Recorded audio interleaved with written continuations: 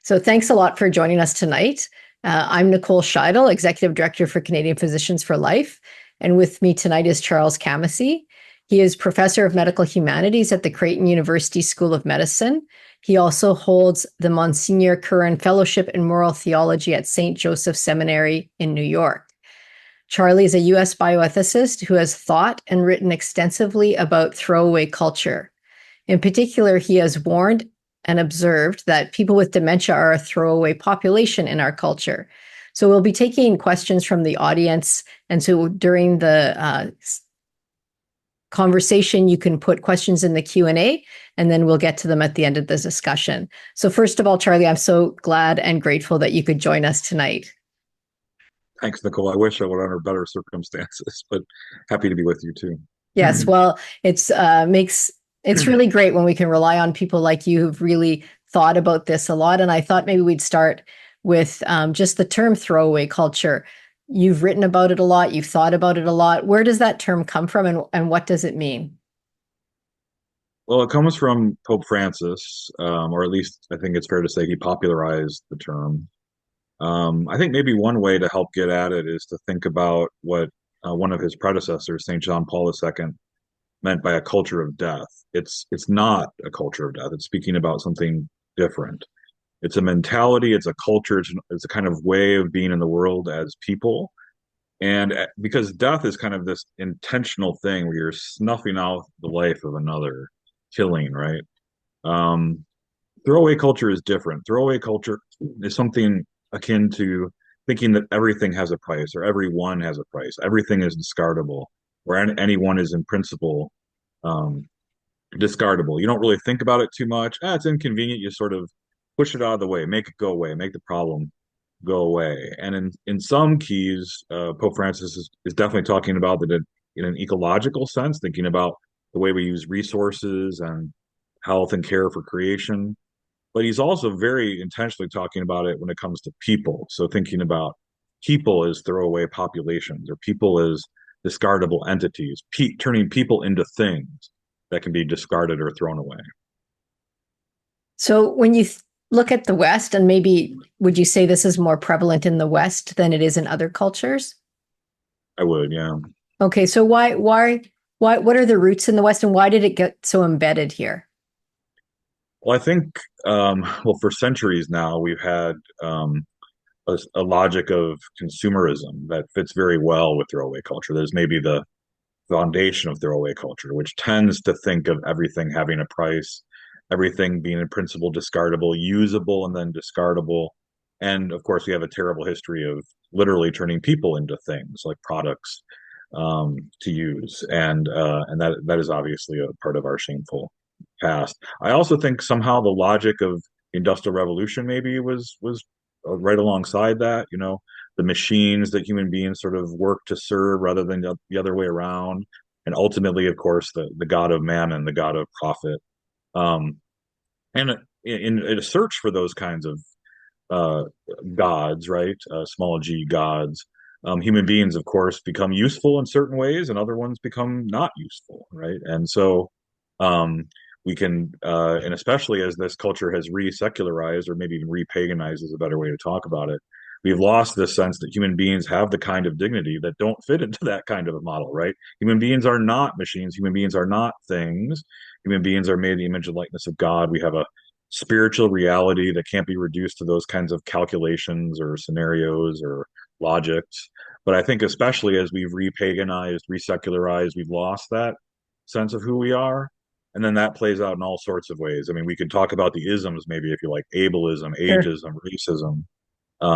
But yeah, I think that's at least my attempt to sort of Yeah, no, suggest where these things are coming from. yeah, no, I think that's a really good point because that does start to tear at the social fabric and really affect our culture. So maybe you want to go a little bit more into the isms and how you see them impacting the social fabric and the way we treat each other in our country. Well, I mean, for me, the first place I go is to abortion. I think abortion is the classic way throwaway culture functions. We see human beings turned into things, right? Non-entities, including by the way we use language, right? when the child is wanted, of course, it's a baby, it's a baby bump, it's a baby shower, right? When the baby is not wanted, we suddenly revert to other kinds of language. And that's classic throwaway culture. Throwaway culture, of course, doesn't put it out in the open. It hides most of the time what's actually going on in the way we use language. But it's not just abortion, it's mass deportation of immigrants, especially at least in a U.S. context. To we do this to places where people are marked for death, right? We just sort of discard them. Good for you, like go away. We don't. We You're a problem for us. Whatever happens to you happens to you. Again, that makes it slightly different than culture of death, right? It's just like go away. We want to discard you. I think actually the way we treat a lot of animals falls into this category, especially the way we factory farm animals. Some of the ways we think about warfare, and especially droning warfare, we got a lot of expendable collateral damage that involve inconvenient populations. And finally, the way we deal with end of life issues is a classic example of this. I think particularly how we treat our elderly, and then I'd add to that, the debates and issues surrounding euthanasia and assisted suicide. So I just want to kind of drill down a little bit. So you wrote a book, Bioethics, a bioethics book about nursing, which is a great book. We actually studied it with a whole bunch of nurses in a book group, and they got a lot out of it. So first of all, thank you for that. That's so nice of you to say. But one of the nurses told me this. I just want to get your thoughts on this. She said, because it is rare for children with disabilities to make it out of the womb, many children now grow up without a sibling who is disabled. And she attributes that fact to a drop in people entering the caring professions like nursing. Because they never had anyone to take care of as they were growing up, they're not drawn to that profession. So do you think we're missing something when we remove people from the human equation because they have disabilities or they're inconvenient? As you might imagine, having written that book and co-authored that book, I've thought a lot about nursing. I've never thought about this question, so it's a very interesting question. I think it probably is the case that, especially given the really awful rates at which disabled people are killed prenatally, um, there has to be some effect, doesn't there, broader in the culture when those people aren't around? I mean, one of the great things I think we need to do to resist throwaway culture, we might talk about this a little bit later, is in fact to see what it means to care for somebody as something other than a burden, but rather as a privilege, right? And to have so many siblings, so many parents, so many grandparents, so many neighbors being denied the privileged experience to care for people with disabilities is, I should have thought about this, but it is probably something that has led to something like the nurse shortage, which itself then has um, cascading negative effects, because one of the big problems, as you know, with how we care for our elderly is we just don't have enough caregivers around. We don't have enough nurses. We don't have enough in-home help. We don't have the kind of resources that are necessary to give our aging and sick populations the dignity that they deserve at the end of life. And that is a classic example of how these things in throwaway culture are all interconnected. And thank you for asking that question. I've never thought about it before, but it's a really good one. So now I want to just go a little further onto the other side of life.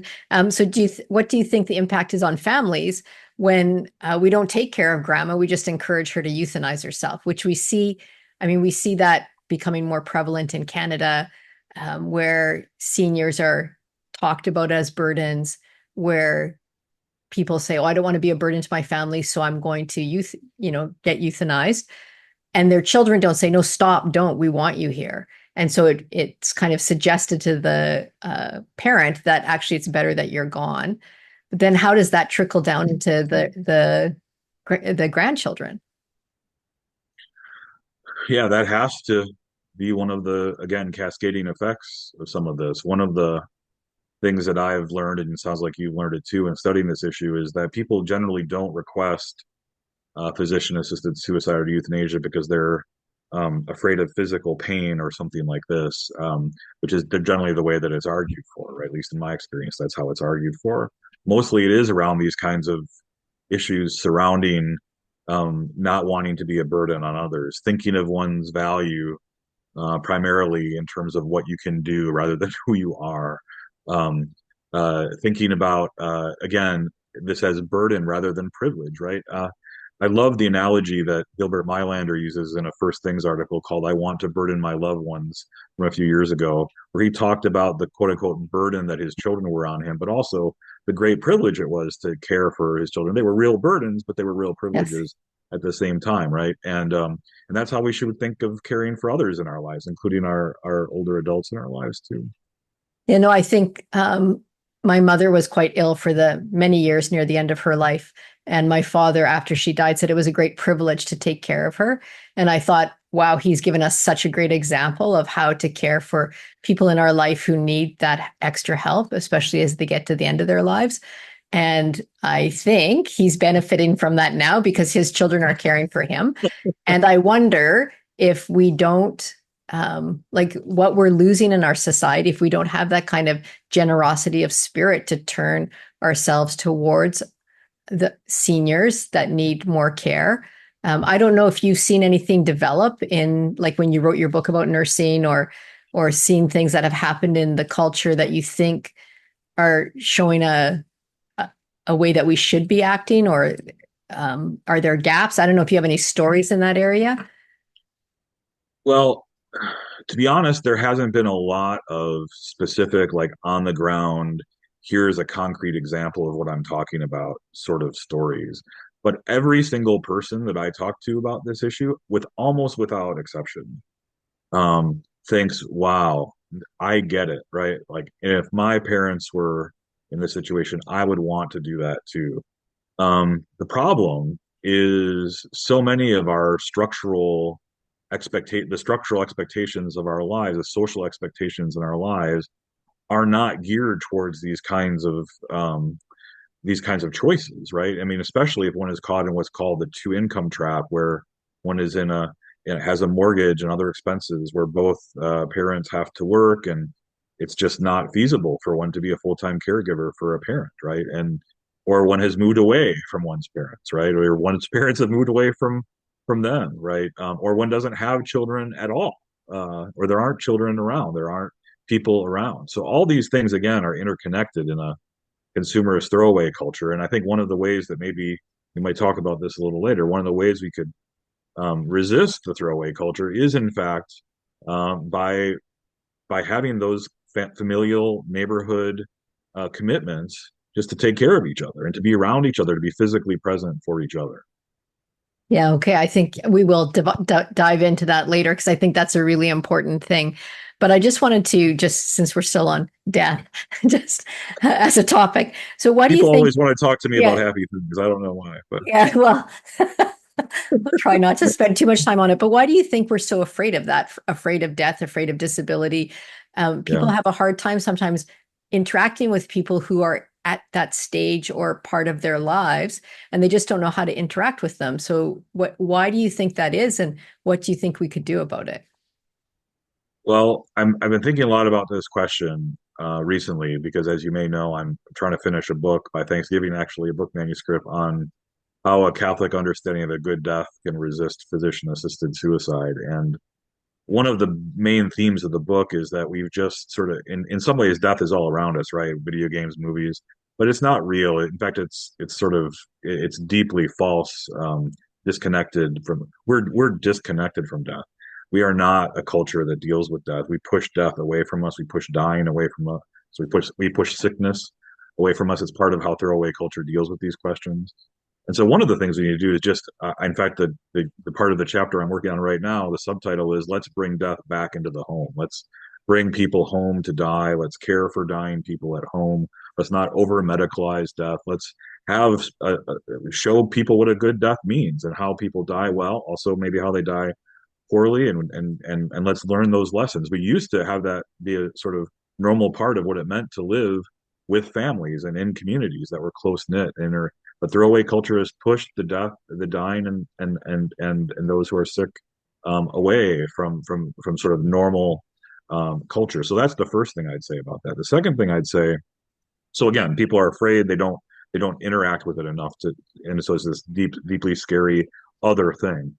The second thing I'd say is we also have a culture that, in a related story, worships productivity.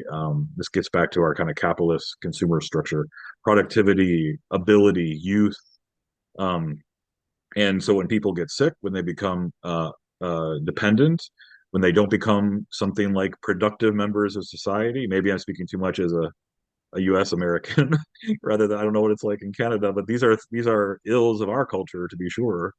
Um, so when people don't fit into that model of value, they become difficult to accept, right? They become inconveniences for the throwaway culture, for maximizing profit, for being as productive and efficient as possible. And so it becomes, especially again, as we secularize and repaganize, these people become expendable. They become inconveniences that are just thrown away, discarded.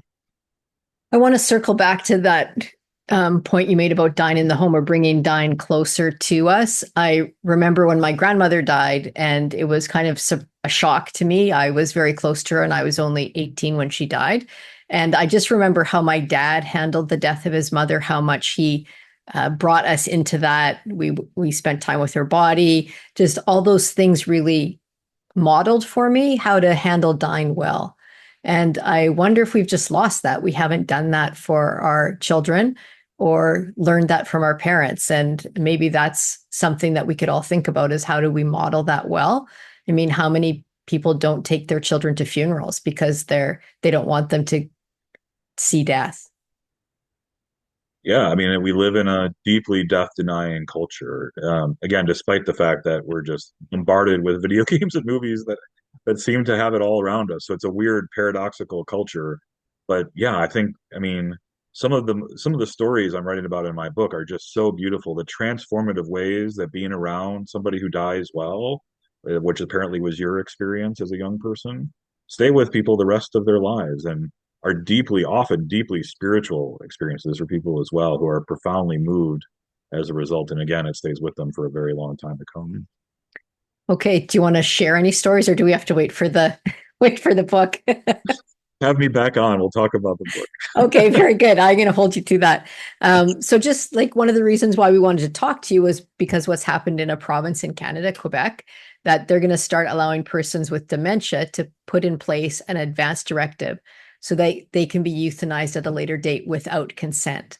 So, right now in our country, if you are going to be euthanized by a physician or a nurse practitioner, you have to consent again at the moment to make sure you haven't changed your mind.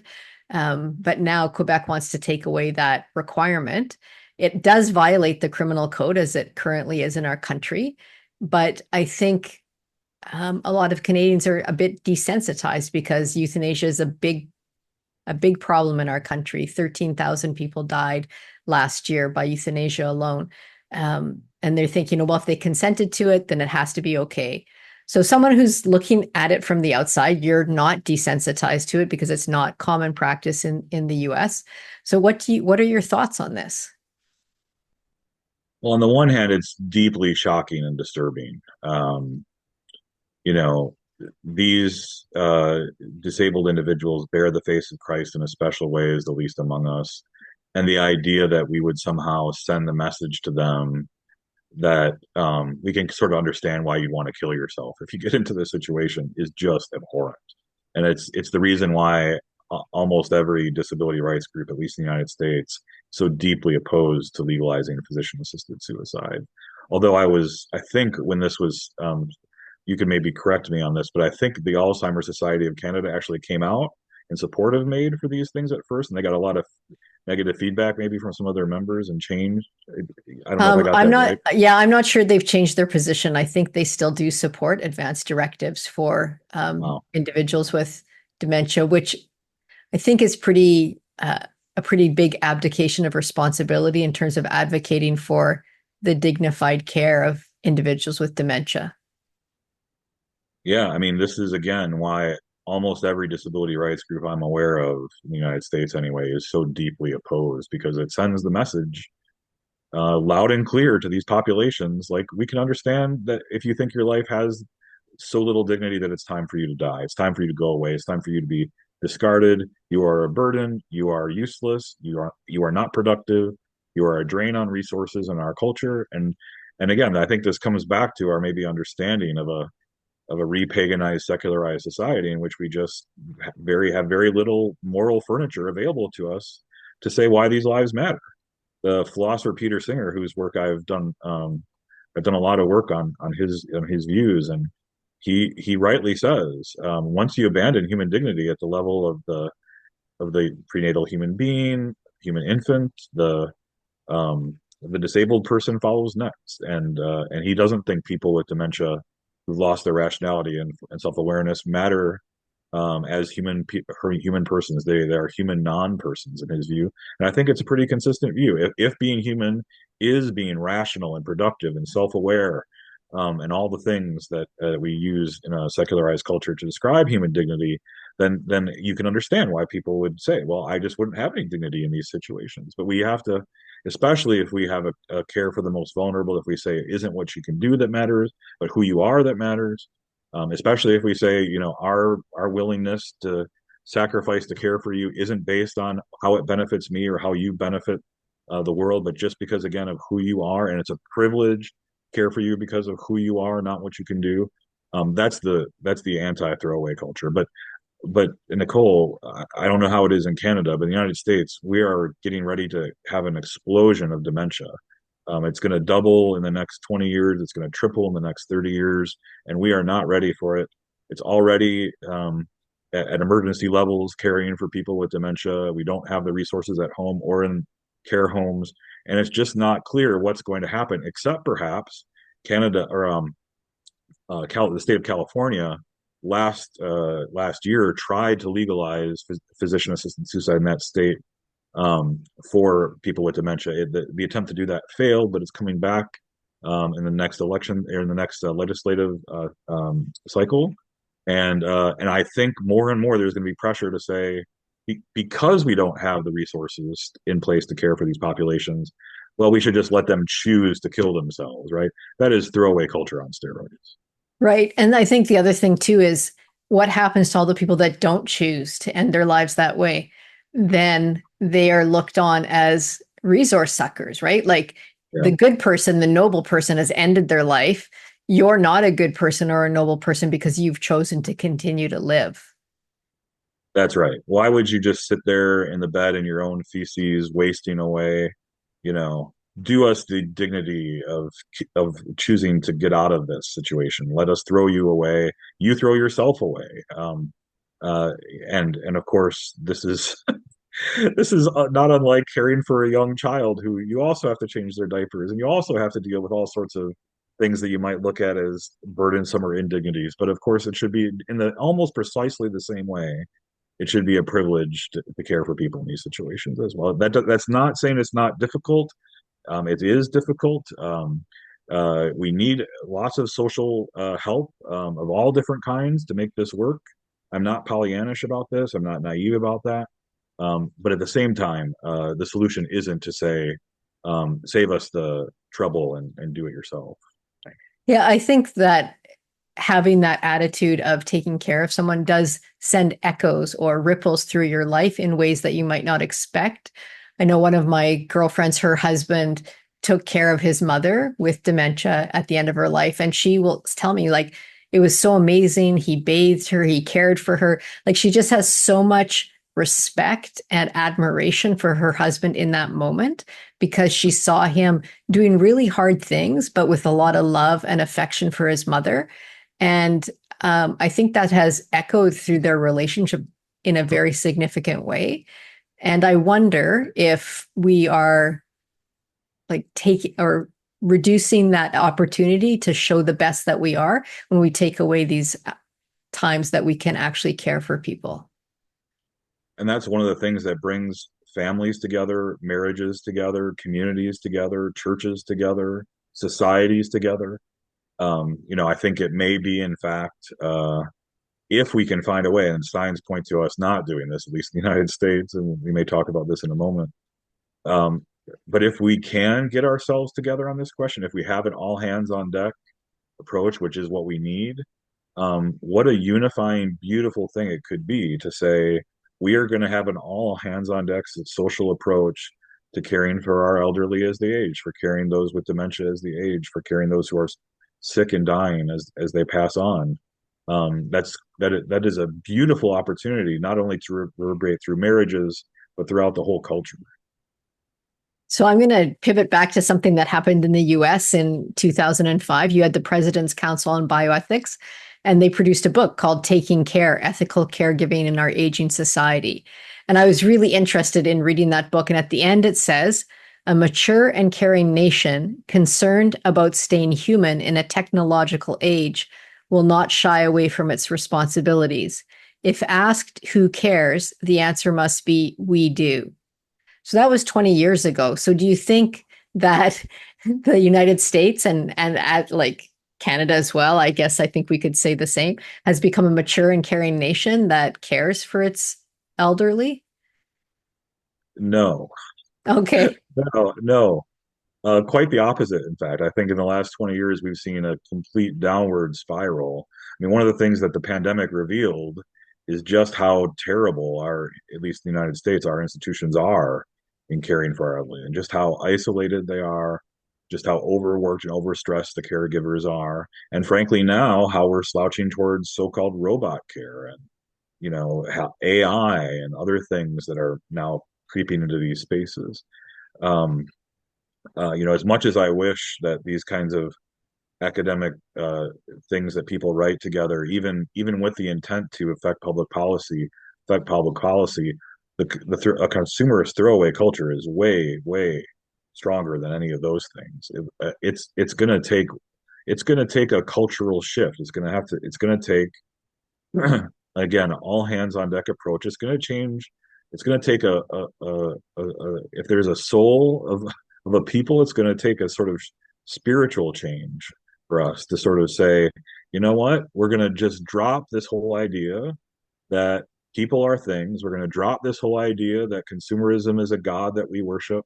We're going to drop this whole idea that people are inconvenient and that it's a burden to care for them, and we're going to shift to a very different way of thinking. Um, Signs point to that not happening right now, but I do think there are some hopeful signs that are also little embers we could maybe blow on and have it turn into a raging fire of goodness when it comes to these things too. Well, okay, so let's just focus on that because let's try and be a little positive here. Okay, okay. Okay, so and you said something like about our personal commitment. So what kind of personal commitment or what kind of ideas could we implement that would help resist the throwaway culture? Well, I think specifically with regard to these sets of issues we've been thinking about. Well, first of all, the general sort of approach that Pope Francis teaches as a antidote to our consumerist throwaway culture is a counterculture of encounter and hospitality. So, how can we build structures and systems which promote genuine encounters between people and across generations, and to show hospitality for each other, especially across generations? I think one way to do this is maybe too simple or whatever. I think it's to have children and live in families, get married, have children and live in families. So and don't kill disabled children, prenatally or otherwise, right? And welcome them uh, with a spirit of encounter and hospitality. And then maybe don't focus just on the nuclear family, right? Try as much as possible to live maybe in old school ways among the generations, among the aunts and uncles. Be close to your cousins and your others in your family so you can care for each other, look out for each other. Um, be there for each other in ways if you have two people working or you have other sorts of things come up that you just need to address and then neighborhoods, right? It doesn't have to just be people who are blood relations to you as well. Let's live as intentionally within neighborhoods and church communities and other kinds of communities where there's actual again a counterculture of encounter and hospitality ready to resist that throwaway culture. I have a fantasy, Nicole, actually, of a church sort of campus where you have a school and you have a care home for the elderly and you have this kind of ecosystem of encounter and hospitality across generations, people learning from each other, talking to each other, caring for each other across generations in ways that would be, just whatever the opposite of the consumerist throwaway culture, that's what it would be. So do you see any glimmers of hope? I do. I think the pandemic, I hope this isn't just my wish casting. I think the pandemic maybe helped people realize that it helped realize two things. One, it isn't so bad to be back at home with your families, which a lot of people did, right? They, especially young people, they went back home and lived with their families. And that you can do things like this kind of webinar we're doing now, where we can have an encounter, but I don't need to move to Canada to have this conversation with you, as nice as that might be. We can do a lot of things professionally and a lot of things virtually that don't cause us to leave our local communities, our local families. But also that isolation that we felt during that time was really bad for us, and we were made to be in these relationships of encounter and mutuality and hospitality. That's who we've been created to be, and without those things, we just fall apart. Other things that are sort of embers, maybe that again we can blow on, and hopefully something will come of them. West Virginia, the state of West Virginia, just this week in our I don't know if you heard, we had a national election here. We love to talk about ourselves, right? Yeah, we noticed the national election. We did up You here. Yeah. noticed. Yeah, sorry about that. Uh, well, West Virginia, the state of West Virginia enshrined in their constitution opposition to physician-assisted suicide. So it's now Wow. illegal by the constitution of the state of West Virginia to commit that act. So that's wonderful. Now you might say, well, West Virginia, if you know anything about U.S. politics, is a pretty obscure, small, pretty conservative state. But very large, more progressive states have also, for many years now, rejected physician-assisted suicide. So the state of New York, the state of Maryland, Connecticut, Massachusetts. These are deeply, deeply progressive democratic states who, for in some cases, I think Connecticut, it's 13 years in a row it's been rejected. New York, it's been many years. Maryland, I think it's 9 years in a row. So something is happening where um, even despite different political approaches, you couldn't get more opposite states than say Massachusetts and West Virginia, and yet both of them have rejected physician-assisted suicide. I'd also say that there's something happening with young people in the United States and religion. So more and more young people are actually going to church. It's. I was surprised by the data myself, but it's true. So something appears to be happening, right? The kind of secularized consumer culture is not filling holes in the souls of young people. In fact, quite the opposite. So many young people are depressed and anxious and lacking meaning and real relationships of encounter and hospitality in their lives. And so there seems to be something bubbling beneath the surface among young people, which I think could portend well if we want to say, here's one way you'll get a lot of meaning and encounter and hospitality, mutual hospitality in your life. Maybe this generation of young people is sort of primed for it in a way that my generation and my parents' generation was not. Yeah, sometimes when everything has gone away and you feel really empty, then you actually can see the things that might fill your life and move towards them. I think that's right. I think that's right.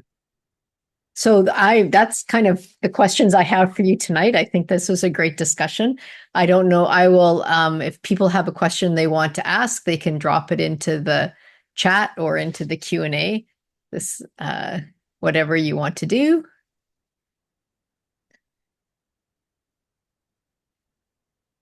Let's see here. So I don't think we have any. I think maybe we'll just. Sorry, did you have something to say, Charlie? Well, I was just going to ask you a question. Yes. So how can something that's against the Canadian Criminal Code be legalized? Why wouldn't somebody just why wouldn't law enforcement just Step in. prosecute someone for killing somebody without consent? Yeah. So one of the tricky things here is because it's the province of Quebec and the government of Quebec and the justice minister there have directed the police and the enforcement agencies not to prosecute. So even though nationally it's against the criminal code, the Quebec government has directed the uh, prosecutorial services not to prosecute. And so it's tricky. I mean, it's not that tricky. Like, it's very straightforward that they are breaking the criminal law, but the government has said we're not going to prosecute them in this province. And because there is a challenge within, that's the only French speaking province in the country. The rest of the country often treats that province with a certain deference because of other issues. And so no one is willing to kind of the federal government is not willing to go head to head with the provincial government over this. So we'll see how it unfolds. But they are trying to sort of push this issue forward because they really want to push forward hard on advanced requests. Right. So they want the legal challenge. They want Yes. the publicity. They want, yeah. It's interesting. That's what happened in the Netherlands too with these sets of issues. In fact, I think euthanasia may still be illegal in the Netherlands, but they just basically stopped enforcing the law, both with regard to euthanasia later in life and with something called the Groningen Protocol, which was a protocol developed to euthanize, as you may know, newborn children. And Right. so in both cases, they never really changed the law. They just stopped enforcing the law. And this is a very interesting way to try to get your way, right? Is to say, well, we don't really need to go through the democratic process. We can just decide we're not going to enforce the laws that were democratically enacted. Right. Yeah. I mean, it's very troubling. It's very challenging to the whole system of government then, and the rule of law, because if we're not going to follow the laws that are there, it does start to chip away at the social cohesion. Yeah. It's a big problem. I mean, and the other thing too is just looking at practically how it's going to unfold. I mean, we have that terrible case in Belgium where father and daughter had to hold down their mother so that the doctor could euthanize her because she didn't want to be euthanized, even though she'd signed an advanced request. And you can imagine that happening here. It's not unusual for people when they get a dementia diagnosis to be very afraid of what that's going to look like as they go along.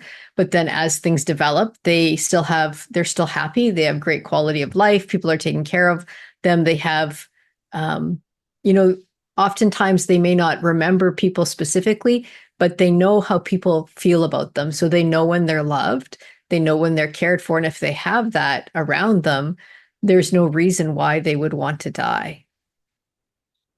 And it's an implicit judgment about their personhood almost at in the later stages of dementia, isn't it? Because why we would attribute autonomy and respect the autonomous decision of the earlier version of the person, right? The earlier request of the person, as opposed to the person who is literally squirming on the table saying, "Don't kill me. What are you doing?" Yeah. Be sending that reaction with their body. Um, why wouldn't we accept the views of the person in front of us?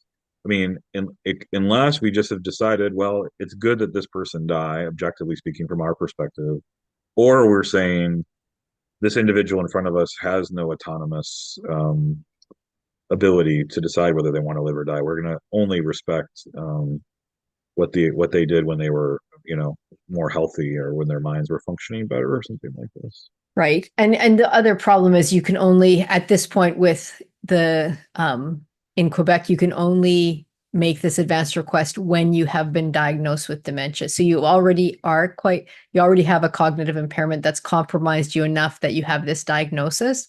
So Mm. the question is, are you really thinking clearly? You have a diagnosis, you are afraid, you're not sure what's going to happen, and then you're pushed towards making this kind of decision. I'm not sure that that's even consent in the true sense of the word. So I think that's also very problematic. But I also think there'll be a lot of family trauma that happens where people feel like, especially if, like, I can't imagine that situation that happened in Belgium. how that daughter has gone on with her life after that. Like, I can't imagine doing that to my parent. So I just think that's really troublesome. and and it does show, doesn't it, how um, once you let the logic of consumerist throwaway culture start, it's very difficult to know where it stops, right? You know, you may start with very small things that seem um, troubling, but maybe acceptable or whatever. We live in a pluralistic culture. Let's give people some autonomous rights to do what they want. But then the logic of that just plays itself out in ways that we become an unrecognizable culture, a culture that we swore we would never become after Nuremberg trials, right? Right. But we're unfortunately, I don't think it's hyperbole to say we're on our way. No, I agree with you. And I think all of us can play our part in making a commitment to hospitality and caring for our neighbors. Yeah, that's all hands on deck. It's what we need. Yeah, for sure. Okay, so on that note, we'll wrap it up. Oh, we have a question. So good. I noticed. Okay. What was the situation in Belgium? I think I missed that. Okay. So from what I understand, and Charlie, you can correct me if I'm get the details wrong. There was a woman who did an advance request for being euthanized because she had dementia. Her dementia progressed. The doctor and the husband, or the doctor decided it was time for her to be euthanized. She did not want to be euthanized. They had the doctor asked the father or the husband and the daughter to hold her down so that he could euthanize her with the lethal injection. So it was very, at least the way it was described, it sounded horrible. Yeah, she clearly didn't want to be euthanized, and she struggled, and they basically had to forcibly kill her. You know, it wasn't a yeah, it was, but it reveals so much about. It's a dramatic example, but it reveals so much about what um, you know, our cultural assumptions are going into this. Yes. Okay. Here's another question. My understanding is that the patient needs to ask for euthanasia. Some doctors invite patients to do it at their most vulnerable moment. How to deal with these situations? I mean, this is where Canada is different from the rest of the world. In the rest of the world, it has to be patient initiated. In Canada, the colleges of physicians and surgeons have made it a requirement in some provinces, in many provinces, that doctors must raise it in every situation. And so we have situations. There was a recent news report of a woman going in for a mastectomy, and the doctor raised it with her as she's waiting to go in for surgery, which is really troubling. I've heard so many terrible stories about this from Canada. No offense, but the amount of stories I've heard about people who say things like, "Hey, I'd like a wheelchair ramp um, built for my home instead of going into a care home," and they say, "Well, we can't. You know, the government can't pay for that, but we can pay for your killing, right?" Um, and that, I mean, there's just so many examples of this. I just can't believe this is a thing in Canada, right? I mean, in any other context, especially in more progressive academic context, this would be called out for what it is. This is social coercion. This is structural coercion. It's a vulnerable population. It's disabled population, right? The idea somehow that we can just say, "Oh, this is their choice," you know, we'll give them options without paying attention to their underlying vulnerabilities, as the person who asked the question rightly pointed out, is ridiculous. You know, in any other context, this would be seen as a complete and utter fail on the part of Canadian medicine to recognize people's vulnerability and structural coercion. And yet somehow this set of issues doesn't get read through that lens. Yeah, I was at a conference on palliative care, and it was really interesting to see how, in particular, there's a county in India that does a very good job at providing palliative care for a fraction of the cost of what we do it here. And so I think there are creative ways for us to do caregiving that that must be available to us. I mean, we are a much wealthier country. We should be able to figure out some ways to do this in ways that do support families, do support the community, but also, and don't bankrupt people for sure. But, how can have you thought about that at all, about some kind of creative solutions? Yeah, I mean, it's tough when you got a culture that is just sees this as, again, the way we've been talking about it for the whole webinar. But I mean, I think a big part of it has to be we need to train our healthcare providers differently, right? And we have to have a different understanding from the beginning about what medicine is and what medicine is for and what healthcare is and what healthcare is for. And until we change that, it's tough to know where to begin. We kind of, chipping around the edges. So one other question was specialized nursing care for dementia patients is very expensive. Maybe this is more a comment. This adds a burden on the elderly and on families where there are few children. True. So first of all, have lots of children. Have a lot of kids. Be around your brothers and sisters. Yes. Have thick communities. Don't presume the nuclear family, right? But that's real. I mean, these burdens are real. Yes. The expense is real. Often, again, we have two parents that need to work just to pay the bills. That's a real problem too. So there are both choices we can make that will be different, make things different, but there are also structural changes in the culture that we need to attend to as well. You made the comment, thick communities. And I wanted maybe to expand on that a little bit. Like, how can we make our relationships thicker and richer so that we really can rely on each other? Well, I think it does come back again to our vision of the human person. Are we isolated, autonomous individuals consuming and being as productive and as efficient as we can be? Or do we have these thick relationships of encounter and hospitality where we do burden each other, where we're not totally concerned with being as efficient as we possibly can be, or as autonomous as we possibly can be, or as self-actualizing as we can be, but we put ourselves at the service of each other. So again, it gets into big questions, right? I mean, our culture has been so shaped in the West by this individualistic, consumerist, efficiency worshiping sort of understanding of things. But that's one reason why we have two-parent income traps and expectations. That's why we have the kind of focus on the consumer's expectations and lifestyle demands that sort of seem to trump almost everything. But again, this is why I have hope with the current generation. These are ultimately empty things. They don't really give people peace. They don't give people, quite the opposite, actually. They make us anxious. They make us depressed. They make us feel worse about ourselves, not better. And when we live for others, when we are for others, when we exist in fundamental relationship with others, that's what we were intended, that's what we were created to be. That's what we were intended to be. That's how we best flourish. And so maybe that's, maybe young people are awakening, if I can use that word, to the idea that maybe one reason they're so anxious and depressed is they're living by a set of instructions and expectations and under structures and systems that they ought not to be, and they ought to look different. Yeah, no, I think you're right. I think the more that we can lean into our relationships and build relationships with not just our family members, but also other people in our communities, can really be a real support structure to us as we go through life.